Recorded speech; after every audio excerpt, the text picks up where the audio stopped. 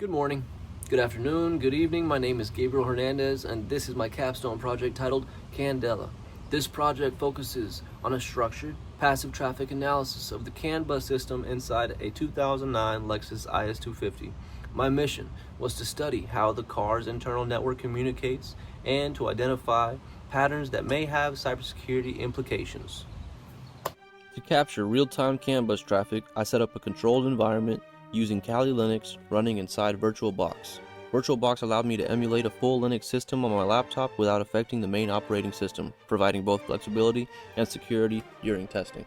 By setting up the CAN interface within Kali Linux and using commands like CANdela, I was able to capture real-time vehicle communications directly from my car's network, allowing for a passive, authentic collection of data critical to later analysis. So we're going to take our Corlan USB to CAN converter and first plug in the USB end into the USB side of the laptop, and then the AWD2 adapter into the AWD2 port of the car.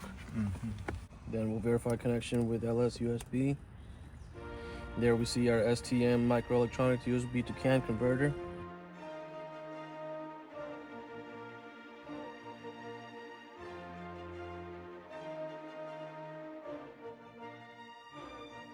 Here we can conduct a CAN dump. What you're seeing is raw CAN bus traffic being captured live from my vehicle's network. The command CAN dump CAN 0 listens passively to all traffic on the CAN network without modifying or interfering with it. Now I'm going to teach you how to capture 12,000 lines of traffic specifically, and not just that, but in the same command to store those 12,000 lines into a file. Alright, let's walk through this together. This is a CAN ID, short for Controller Area Network Identifier. It's a special tag that labels each message on a car's network. Think of it like the name on an envelope. It tells the car's electronic modules where the message is coming from or where it should go. This is the timestamp. It tells us exactly when the message was captured. This is the interface name. It tells you which CAN network interface captured the message. In this case, CAN 0 is just the default name for the CAN device brought up on the computer. 020 #00007. This is the core CAN frame. It has two pieces. The 020, this is the CAN ID itself in hexadecimal. It tells us which device is sending the message. The 00007 is the actual data being sent in hexadecimal. Here I utilize ChatGPT to display graphical representation with 3 logs. 1 log while the car was idle, 1 log while the left signal light was on, 1 log while the right signal light was on. Modern vehicles rely heavily on electronic systems. ECUs or electronic control units control critical and non-critical functions like engine management, braking, and lighting. These ECUs talk over the CAN bus or Controller Area Network, which unfortunately was never designed with cybersecurity in mind. Unencrypted. Understanding how manufacturers implement CAN communication is crucial because vulnerabilities in this system could lead to real-world safety risks. As vehicles become more autonomous, these risks become even more serious. Leading cybersecurity research consistently shows that CAN bus traffic is vulnerable. The protocol lacks built-in encryption, authentication, or message integrity checks.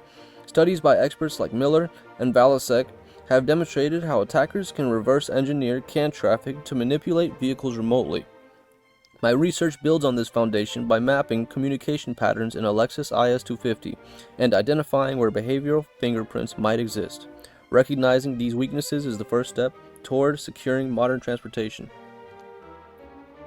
I used a Corlan USB to CAN adapter connected to the Lexus IS250 AWD2 port. The adapter was interfaced with a Kali Linux virtual machine inside VirtualBox. I confirmed device detection with the LS USB command. Afterward, I initialized the CAN interface using standard socket CAN utilities, setting the bitrate to 500 kilobytes per second, when 50 kilobytes per second would have sufficed, to match the vehicle's network. Data capture was done using CAN dump -L CAN 0 head-n 12,000 to grab exactly 12,000 timestamped CAN messages per session. This process allowed me to collect raw CAN traffic under controlled conditions. I designed the capture process around 5 specific vehicle conditions. First, I captured baseline traffic with the vehicle idle and no user input.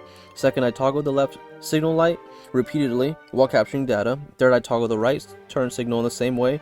And fourth and fifth, I engaged the gas tank release and trunk pop buttons.